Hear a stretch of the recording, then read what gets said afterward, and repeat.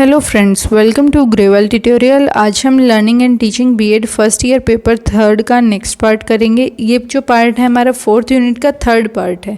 अगर आप जो है चैनल पर नए हैं और आपने प्रीवियस यूनिट्स नहीं देखे हैं तो उन वीडियोस को भी आप ज़रूर देख लें।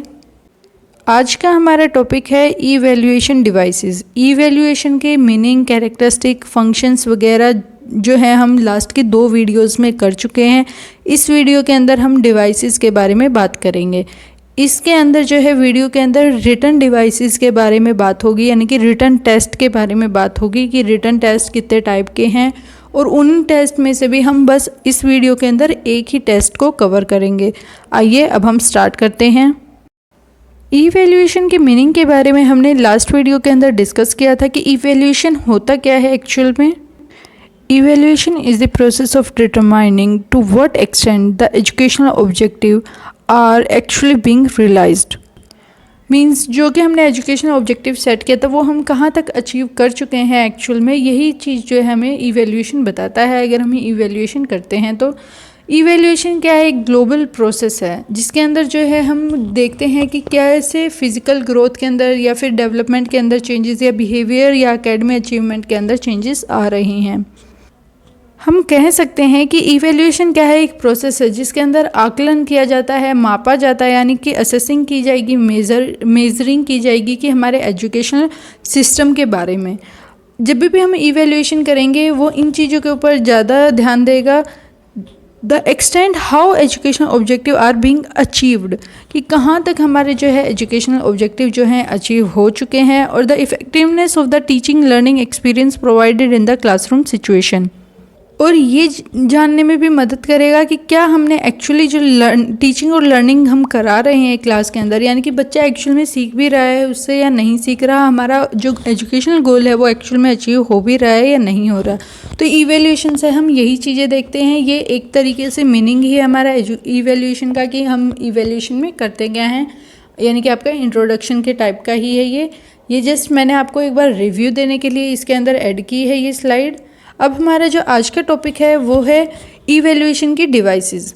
इवैल्यूएशन की डिवाइसेस के कुछ इस प्रकार से नाम हैं: written examination, oral examination, practical examination, observation, records, rating scale, checklist, questionnaire and interview. ये सब जो हैं अब हम इन टॉपिक के बारे में डिस्कस करेंगे वन बाय वन, और आज के वीडियो में हम रिटन एग्जामिनेशन के बारे में डिस्कस करेंगे। रिटन टेस्ट यानी कि पेपर पे लिए जाएंगे या फिर कंप्यूटर की हेल्प से लिए जाएंगे। अब पेपर पे हम टेस्ट जो है नॉर्मली स्कूल या कॉलेजेस में दे रहे हैं। कंप्यूटर पे टेस्ट कैसे लिया जा सकता है कि आपको जैसे कि क्वेश्चन दिया गया है और एक स्पेस दिया गया है, उसमें आप टाइपिंग करके लिख रहे हैं। तो इस प्रकार के टेस्ट जो है हमारे अकेडमी के सेशन में पूरा साल चलते रहते हैं। Written test are test administered on paper और ऑन ए कंप्यूटर, या तो वो पेपर पे लिए जाएंगे या फिर वो कंप्यूटर पे लिए जाएंगे।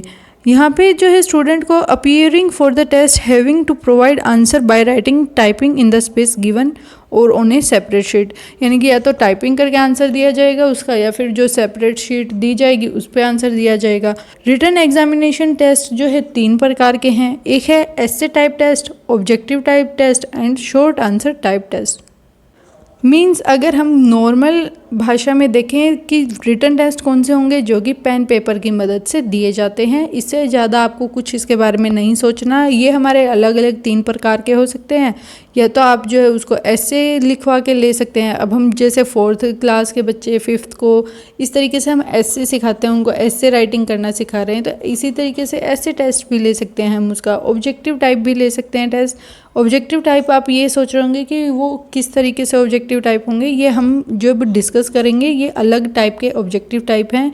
ऐसे नहीं है कि आपको सिर्फ MCQ की तरह टिक करके आना है। नेक्स्ट आता है शॉर्ट आंसर टाइप क्वेश्चंस, यानी कि जो छोटे छोटे आंसर हम लिखवा सकते हैं कि 2 लाइन का आंसर लिख दो, 5 लाइन का लिख देते हैं। तो इस तरीके से जो है हमारे टेस्ट जो है पूरे एकेडमी ईयर में चलते भी रहेंगे, और ये टेस्ट हमारे इंक्लूड किए जाएंगे रिटन टेस्ट में। नेक्स्ट आता है, अब इसके 3 पार्ट हैं, तो फर्स्ट पार्ट जो है आज हम कंप्लीट करेंगे, यानी कि एस्से टाइप टेस्ट के बारे में पढ़ेंगे। ऐसे टाइप टेस्ट के अंदर स्टूडेंट के रिस्पॉन्स को हम चेक करेंगे कि एक हम उन्हें ऐसे लिखने के लिए बोलेंगे, निबंध लिखने के लिए बोलेंगे, और उसको हम चेक करके देखेंगे कि क्या बच्चा सही ढंग से लिख पा रहा है, क्या उसको सारी चीज़ें याद हैं, क्या वो अपनी फीलिंग्स को एक्सप्रेस कर पा रहा है, ये सब चीज़ें हम उसके अंदर चेक करेंगे।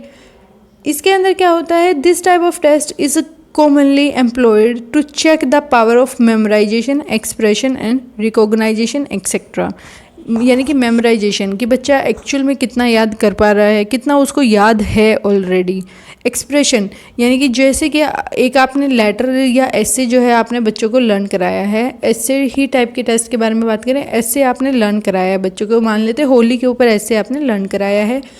अब जो बच्चा है वो सेम टू सेम लाइंस लिख रहा है उस ऐसे के अंदर, या फिर वो कुछ अपनी फीलिंग्स को भी अलग से एक्सप्रेस कर पा रहा है, यानी कि अपनी बात भी कुछ लिख पा रहा है या नहीं, हम ये चीज़ें चेक करेंगे। रिकॉग्नाइजेशन यानी कि वो पहचान भी रहा है या नहीं, यानी कि जो आपने जो रीडिंग कराई है या फिर आपने कोई ऐसे क्लास के अंदर आपका कोई ऑब्जेक्टिव था आपने वो अचीव कराया है, तो क्या वो उसको पहचान भी रहा है या नहीं, इन सब चीज़ों के बारे में हम जो है ऐसे टाइप टेस्ट से पता लगा सकते हैं। So these tests are use to measure the level of interpretation and evaluation of the student. इसके अंदर हम यही मापते हैं, मेज़र करते हैं कि क्या वो व्याख्या कर पा रहा है, किस लेवल तक मतलब वो अपनी चीज़ को डिफ़ाइन कर पा रहा है स्टूडेंट, या किस प्रकार से जो है वो लर्न कर चुका है चीज़ों को। इन चीज़ों को हम टेस्ट करेंगे। This test can't be eliminated even in the presence of many merits and demerits. ऐसे टाइप टेस्ट के अंदर चाहे मेरिट्स हों या डीमेरिट्स हों, चाहे लिमिटेशंस हों या फिर कोई कमी है या फिर कोई फ़ायदे भी हैं, तो भी हम इसको एलिमिनेट नहीं कर सकते, हटा नहीं सकते, यानी कि ये टेस्ट जो है हमें करने ज़रूरी ही होते हैं। साथ के साथ कुछ ऑथर्स कहते हैं अगर आपको इन टेस्ट से ये पता लगाना है कि आप मेमोराइजेशन लेवल चेक कर रहे हैं, बच्चों का एक्सप्रेशन चेक कर रहे हैं, रिकॉग्नाइजेशन लेवल चेक कर रहे हैं, तो इन चीज़ों के अंदर पहले इम्प्रूवमेंट लाएं, उसके बाद ही जो है आपका ऐसे टाइप टेस्ट जो है अच्छा रिजल्ट दे पाएगा।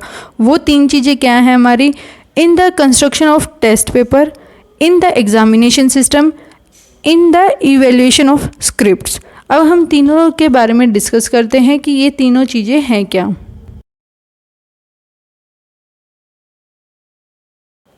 Improvement in the construction of test paper, यानी कि जो हम पेपर बना रहे हैं, जो हमारा एग्ज़ाम हम लेना चाह रहे हैं स्टूडेंट का, उसके अंदर जो है कुछ ना कुछ इम्प्रूवमेंट आपको करनी चाहिए। फर्स्ट है अचीवमेंट ऑफ लर्निंग ऑब्जेक्टिव।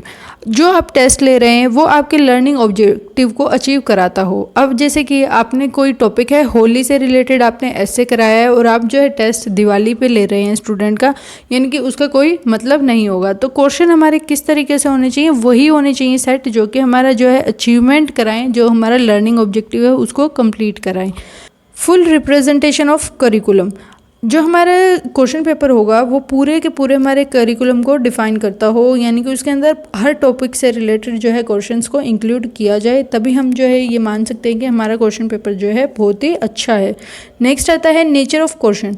जो हमारे क्वेश्चन होंगे वो इजी होने चाहिए, स्ट्रेट होने चाहिए, डायरेक्ट होने चाहिए। अब आप जो है बड़ी क्लासेस का तो एग्ज़ाम ले नहीं रहे, अगर आप छोटी क्लासेस का ले रहे हैं, मान लेते हैं 5th क्लास में, अगर आप उनको इनडायरेक्ट क्वेश्चन देंगे तो वो उसका आंसर ही नहीं लिख पाएंगे। तो इसीलिए हमारा क्वेश्चन पेपर कैसा होना चाहिए, आसान सा होना चाहिए, स्ट्रेट होना चाहिए और डायरेक्टली उसके अंदर क्वेश्चंस जो है पूछे जाने चाहिए। Next one is emphasize on difficulty level. जब भी हम क्वेश्चन पेपर को सेट करें तो हमें ये ध्यान में रखना चाहिए कि हमारी क्लास के अंदर सिर्फ जो है इंटेलिजेंट स्टूडेंट नहीं है, या फिर सिर्फ जो है हमारे स्टूडेंट बिलो एवरेज नहीं है। तो हमारा क्वेश्चन पेपर भी इसी प्रकार का होना चाहिए जो कि स्लो, एवरेज और इंटेलिजेंट पीपल तीनों के लिए सही हो। Next one is no importance to alternative questions. अगर आप जो है अपने करिकुलम के अकॉर्डिंग ही सेट कर रहे हैं क्वेश्चन पेपर को, तो उसके अंदर ऑल्टरनेटिव देने की ज़रूरत ही नहीं होनी चाहिए। अगर फिर भी आप देते हैं तो साथ के साथ 2 क्वेश्चंस इकट्ठे पूछ लेने चाहिए अगर आप ऑल्टरनेट क्वेश्चन भी इंक्लूड कर रहे हैं। Next one is number of questions.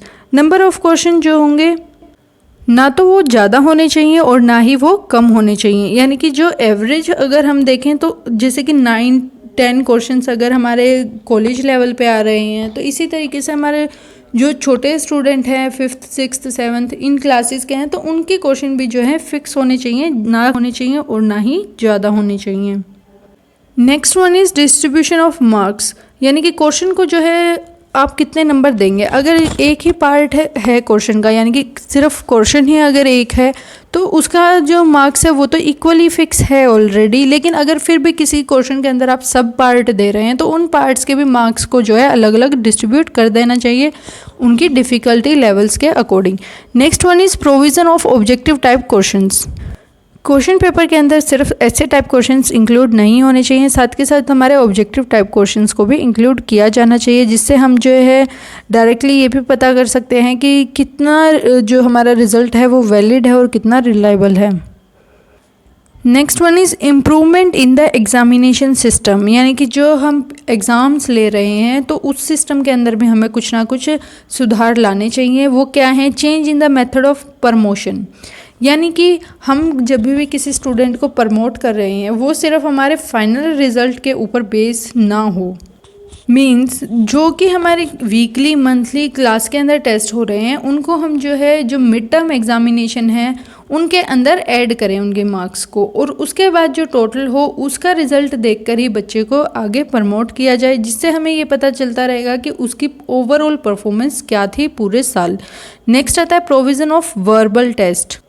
हमें जो है रिटन टेस्ट के साथ साथ वर्बल यानी कि ओरल टेस्ट भी लेना चाहिए, जिससे हमें जैसे कि वाइवा वगैरह ले लिया हमने, उससे हमें ये पता चलेगा कि बच्चे की क्या एबिलिटीज़ हैं, उसके अंदर क्या कमियां हैं, क्या उसके अंदर कैपेसिटी है, क्या कहाँ तक कुछ चीज़ें वो अचीव कर सकता है। इन सब चीज़ों के बारे में अगर हम वर्बली उसको बुलवाएंगे तो ही हमें पता चलेगा। नेक्स्ट है अपॉइंटमेंट टू एग्जामिनर। अगर आप वर्बल टेस्ट ही ले रहे हैं तो कम से कम 2 एग्जामिनर्स को प्रेजेंट होना चाहिए। इससे क्या होगा? सब्जेक्टिविटी कम होगी एंड विल इम्प्रूव मेज़रमेंट, और जिससे हमें जो मापना है, जो हमें एक्चुअल में पता लगाना है बच्चे के बारे में, हम वो एक्चुअल रिज़ल्ट जो है पता लगा पाएंगे। Next one is improvement in the evaluation of scripts, यानी कि जो भी हमारा ऑलरेडी इवैल्यूएशन जिस प्रकार से होता आ रहा है उसके अंदर भी हमें कुछ ना कुछ चेंजेस लाने चाहिए। उसके लिए कुछ सजेशन इस प्रकार से हैं। Knowledge of the objective of questions, means जो टीचर है और स्टूडेंट है उसको पता होना चाहिए कि इस क्वेश्चन का मेन ऑब्जेक्टिव ही क्या है। यानी कि होली का अगर आप ऐसे लिखवा रहे हैं तो होली का ऐसे लिखवाने का आपका मोटिव क्या है आपको भी पता होना चाहिए। साथ के साथ स्टूडेंट को भी पता होना चाहिए कि ये हमसे क्यों लिखवाया जा रहा है। अब होली का ऐसे आप लिखवा रहे हैं ताकि बच्चे जो है होली के बारे में जान पाए। स्टूडेंट जो है इसलिए लिख रहे हैं ताकि उनको जो है पूरी स्टोरी पता चल जाए कि किस तरीके से होली जो फेस्टिवल है वो सेलिब्रेट किया जा रहा है। Next one is preparation of definite rules for evaluation of the questions, means पहले से ही सेट किए जाने चाहिए। जो भी हमारे रूल्स हैं, जो भी रेगुलेशंस हैं, वो पहले से ही हर किसी को पता होनी चाहिए। निश्चित जो रूल हैं हमारे वो पहले ही बन जाने चाहिए कि किस तरीके से हमें इवेल्यूएशन करना है। Next one is provision of central evaluation. हमारी जो क्वेश्चन शीट, आंसर शीट वगैरह है वो डायरेक्टली किसी भी एग्जामिनर के पास सेंड ना करके उनको जो है इकट्ठा बैठकर ही चेक किया जाना चाहिए। Next one is preparing ideal answers of all questions. Her question का आपके पास एक सटीक जो हम कह सकते हैं जो एकदम अच्छा आंसर हो वो अवेलेबल होना चाहिए। Next one is distribution questions. जो हमारा इवेल्यूएशन है, the question should be distributed amongst the examiner instead of scripts. उनको जो है एग्जामिनर के बीच में डिस्ट्रीब्यूट करना चाहिए, ना कि स्क्रिप्ट्स के अंदर। This will control the variation in score, जिससे जो है स्कोर जो है बच्चों के वो ऊपर नीचे नहीं होंगे। यूज़ ऑफ द ग्रेडिंग और रेटिंग सिस्टम, इसके अंदर अगर आप यूज़ कर रहे हैं, इवेल्यूएशन कर रहे हैं, तो आपको ग्रेडिंग या फिर रेटिंग सिस्टम का इस्तेमाल करना चाहिए। यानी कि ग्रेड दे दें फर्स्ट, सेकंड, थर्ड, या फिर रेट दे दें कि भाई किसकी 10% से ऊपर है, 20% से ऊपर, 30, इस तरीके से ग्रेड भी आप दे सकते हैं। जैसे कि 10% से ऊपर वालों को हम डी ग्रेड दे रहे हैं, फिर 20, फिर 30, इस तरीके से अलग अलग हम ग्रेड भी दे सकते हैं। Next one is evaluation of only one question at a time. Only one question at a time, यानी कि एक ही टाइम पे एक ही क्वेश्चन को आप जो है एवल्यूट करेंगे, एक से ज़्यादा नहीं करेंगे। Next topic is merits. ऐसे टाइप टेस्ट जो है हर सब्जेक्ट का हम इजीली ले सकते हैं, चाहे हिंदी हो, इंग्लिश हो, मैथ्स हो, साइंस हो, एसएस हो या होम साइंस, या जो भी हमारे सब्जेक्ट्स हैं उनका हम सबका ऐसे टाइप टेस्ट ले सकते हैं। नेक्स्ट वन इज़ ऐसे टाइप जो होंगे टेस्ट वो ओरिजिनल आइडिया को डिफाइन करेंगे, यानी कि स्टूडेंट के माइंड में किसी भी टॉपिक के रिगार्डिंग क्या आइडिया चल रहा है उसका हम इजीली पता कर पाएंगे। नेक्स्ट वन इज़ ये सिंपल होते हैं, इसके अंदर सिंपली इन्फॉर्मेशन दी जाएगी कि इस प्रकार का आपका टेस्ट होगा, क्वेश्चंस आपको दिए जाएंगे। इसको कंडक्ट करना बहुत ही ईजी है और इसके ऑपरेशन भी बहुत ही ईजी है, मतलब चेकिंग वगैरह जो भी हम सिस्टम बना रहे हैं वो सारी चीज़ें एकदम से ईजी हैं। The mental abilities like thinking, reasoning, expression and criticism etcetera can only be measure by the ऐसे टाइप टेस्ट। हम ऐसे टाइप टेस्ट से किसी भी स्टूडेंट की रीजनिंग पावर के बारे में पता कर सकते हैं, उसके एक्सप्रेशंस के बारे में पता कर सकते हैं, या किस किस चीज़ को वो क्रिटिसाइज़ कर रहा है उन चीज़ों के बारे में आसानी से पता लगाया जा सकता है। जैसे कि कोई बच्चा जो है मैथ्स नहीं पढ़ना चाह रहा है तो उससे हम ऐसे टाइप टेस्ट से ईजिली पता कर सकते हैं कि ये बच्चा जो है मैथ्स में वीक है। नेक्स्ट वन इज़ थ्रू ऐसे type test the writing style of the student can be developed. जैसे जैसे ऐसे टाइप टेस्ट चलते जाएंगे उसी तरीके से जो है बच्चा इजीली किसी भी टॉपिक के बारे में एक्सप्रेस करना सीख जाएगा, जिससे जो है उनके राइटिंग स्किल्स भी जो है इंक्रीज़ होंगे। ये हमारे कुछ मेरिट्स थे। अब जो है हम डिमेरिट्स करते हैं। The score of these test show variation as a result are also not consistent. इनके जो स्कोर होंगे टेस्ट के वो वेरिएबल करते रहेंगे, यानी कि किसी बच्चे को आप 10 में से 10 भी दे रहे हैं सेम टॉपिक के बारे में और किसी को आप 10 में से 1 भी दे रहे हैं, यानी कि आपके स्कोर जो हैं वो हमेशा ही वेरिएट होंगे। या फिर एक ही स्टूडेंट को एक टाइम में आपने 10 में से 9 दिए हैं, एक बार में आपने उसी सेम उसने आंसर लिखा है, एक में आपने उसको 10 में से 7 दिए हैं, तो ये वेरिएट होंगे, यानी कि कोई जो है एक्यूरेट रिजल्ट हमें नहीं पता चलेगा इससे। The personal view, opinion, idea etcetera of the examiner and the examiner affect the response of a particular answer as well as the evaluation. जब भी टीचर जो है क्वेश्चन मतलब आंसर चेक करेगा या फिर जो स्टूडेंट है वो आंसर लिख रहा है, दोनों के पॉइंट ऑफ व्यू जो है उनका थिंकिंग स्टाइल वगैरह सब कुछ अलग होगा किसी भी एक सेम टॉपिक के बारे में, तो हम प्रॉपरली एवल्यूट नहीं कर पाएंगे कि कौन से का पॉइंट ऑफ व्यू ज़्यादा अच्छा है और कौन से का नहीं। Sometime these test become time consuming. अब आपने जैसे कि 40 मिनट्स एक स्टूडेंट को दिए हैं उस आंसर को लिखने के लिए, लेकिन वो एक्चुअल में अच्छा रिजल्ट ही नहीं दिखा पा रहा है उसके अंदर, यानी कि ये क्या है, एक टाइम कंज्यूमिंग प्रोसेस भी है, साथ में एक हम कह सकते हैं कि हमारा टाइम भी वेस्ट हो रहा है अगर बच्चे को जो है अच्छे से समझ नहीं आ रहा। Proper evolution is not possible. Properly हम एवल्यूट नहीं कर सकते कि क्या इसका रिजल्ट है, क्या कितनी इम्प्रूवमेंट है, हम इसमें कुछ भी पता नहीं लगा सकते। Candidate with good hand writing sometime get more marks than the one who give an exact and accurate answer in bad handwriting। यानी कि कई बार क्या होता है कि कुछ बच्चों की राइटिंग अच्छी होती है तो इसलिए उनका बुरा ऐसे भी हम उसको अच्छे मार्क्स दे देते हैं, लेकिन कई बार क्या होता है कि जिस बच्चे की राइटिंग गंदी है उसका अच्छा लिखा हुआ भी हम उसको मार्क्स नहीं दे पाते, तो ये भी इसका एक बहुत ही बड़ा डिमेरिट है। आपको ये वीडियो कैसी लगी मुझे कमेंट में ज़रूर बताएं और अपने फ्रेंड्स के साथ ज़्यादा से ज़्यादा शेयर करें। अगर आपका कोई भी डाउट है तो आप उसे कमेंट में ज़रूर पूछें।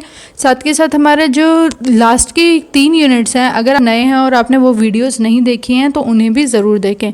नेक्स्ट टॉपिक जो होगा हमारा वो होगा ऑब्जेक्टिव टाइप टेस्ट, जो कि नेक्स्ट वीडियो में किया जाएगा। Thanks for watching.